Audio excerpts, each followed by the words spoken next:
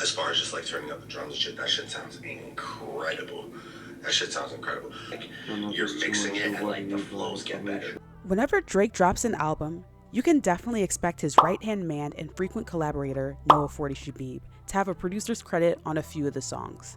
When listening to Drake's most recent project, Her Loss, a collab album with rapper 21 Savage, it's somewhat easy to determine the songs that 40 had a hand in due to his ambient, broody, underwater signature style production shining through on the beats he's credited on. I'm notorious for this, like, very lo-fi, underwater sound. In this video, I'm going to break down a beat I created inspired by the song Hours in Silence and share some of the techniques 40 uses to get his distinct sound.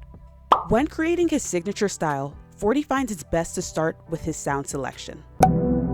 Okay, so my favorite category to start in is always going to be like some form of keys, pianos, and pads. So that's where I started. I went into my favorite VST, Analog Lab, and picked out a pad. For the pad, I went into the Providence Bank and found the sound Fluttering Signs. I chose this because it had a wavy, ambient sound that aligns to 40's style. Once I had this pad, I moved on to 40's second step, building emotional chord progressions. I start with melodies and chord progressions. I'm very much based on music and feeling and emotion, So with this in mind, I laid down this chord progression in the scale of C sharp minor that sounds like this.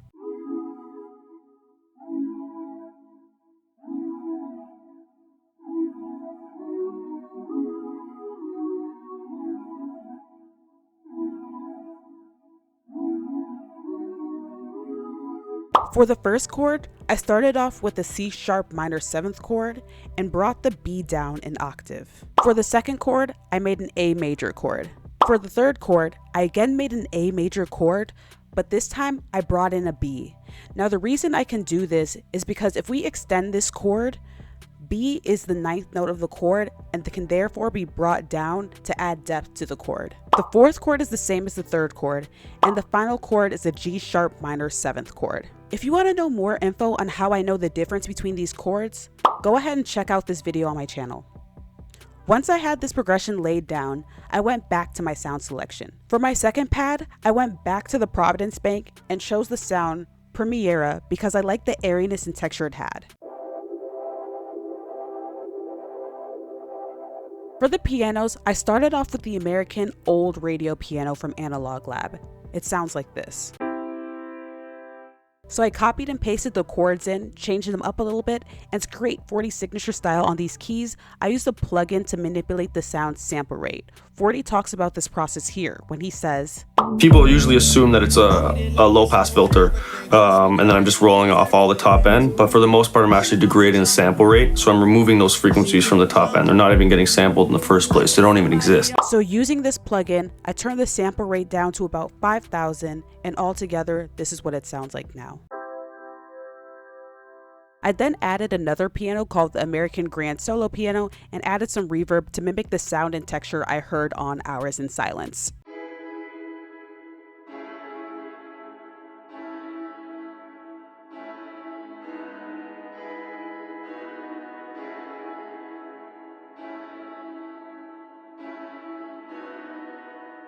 Once I had my progression figured out, I moved on to making a bass line. 40 is known to use thick basses with a lot of low-end frequency on his beats. On them, the bass subs are like rumbling, but they fit together with the kick. So with that in mind, I decided to use the riser bass from Produced by Jack's drum collection kit because it had the right amount of rumble but fit nicely in the mix. I took notes from the chord progression to build out my bass line, and this is what it sounds like.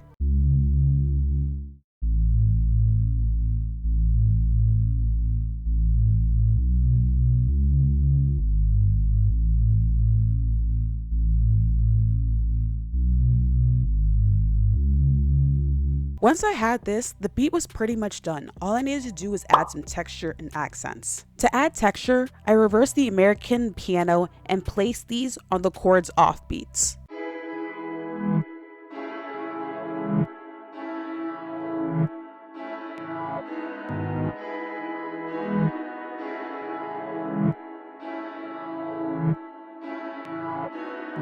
I then added a perk loop.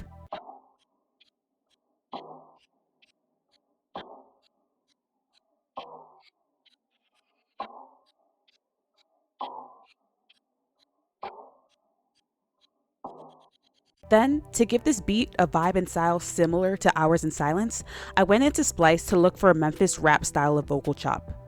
You can hear a vocal chop similar to this sprinkled throughout the song Hours in Silence. After searching for a bit, I found these chops.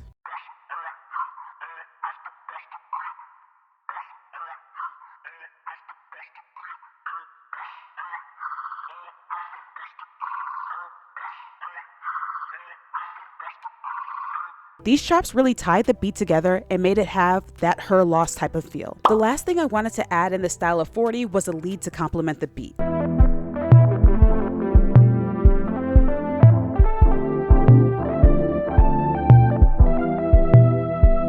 While my lead is nowhere near as complex as 40's in that clip, it is interesting enough to add some movement to the beat.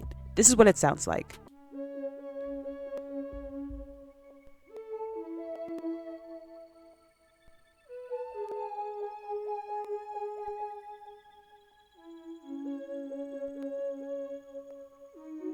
This lead is called Chordetta, again from the Providence Bank, and to get it to sound like that, I added a tremolator and a crystallizer. For my drums, I tried to keep it simple like 40 does. I'm a minimalistic drum programmer. I often use one kick and one tom. That's what I program with. A punchy kick that sounds like this.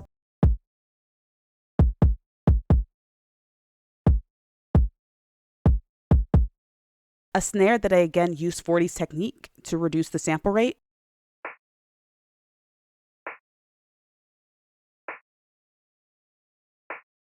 A hi-hat.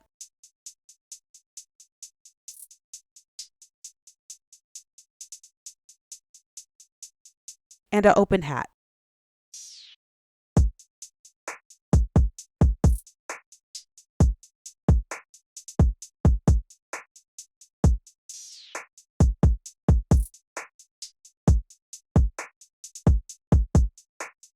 The flows.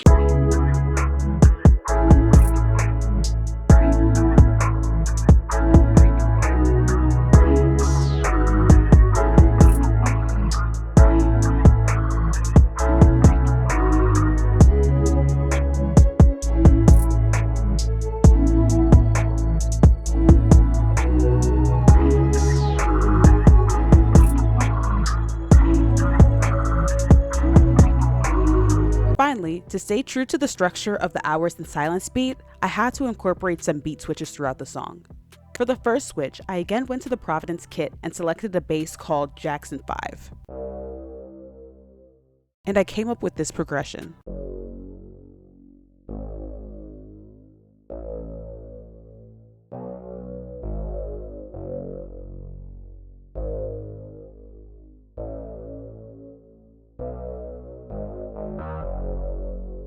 Then I sent the loop to my boy Liam, and he said he had the perfect vocal chop to add to this.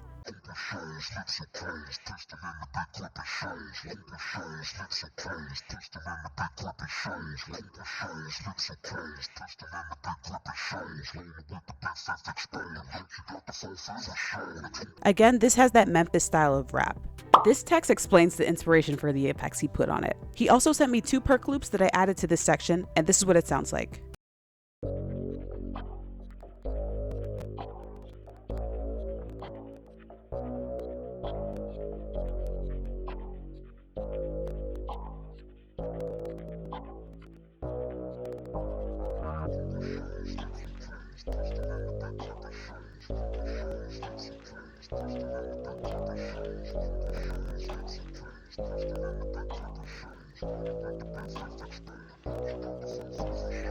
For the final beat switch, I just added these light airy chords to the pads I had used prior and added a small synth lead, and this is what it sounds like.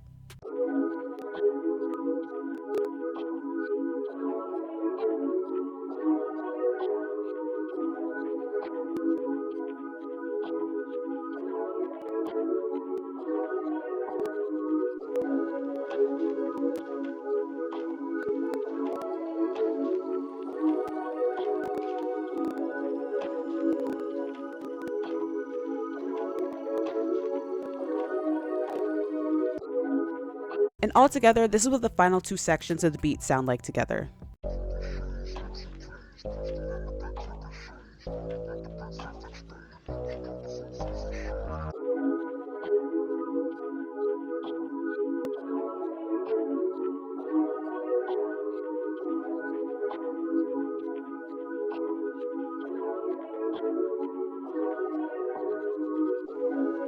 And that's my process of how I would make a beat like 40 for Drake and 21 Savage on Her Loss. All right, and that's the video. So I just want to say thank you guys so much for following me. I've hit 8,000 subscribers in the time that I've been away.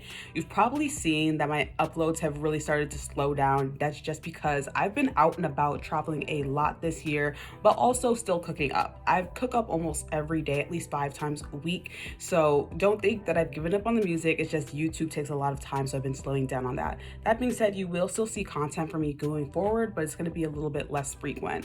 But thank you guys so much for allowing me to hit 8,000 subscribers, and I will see you guys in the next video. Make sure you guys follow me on my social media, which is going to be up here. And again, I hope you guys have a good day.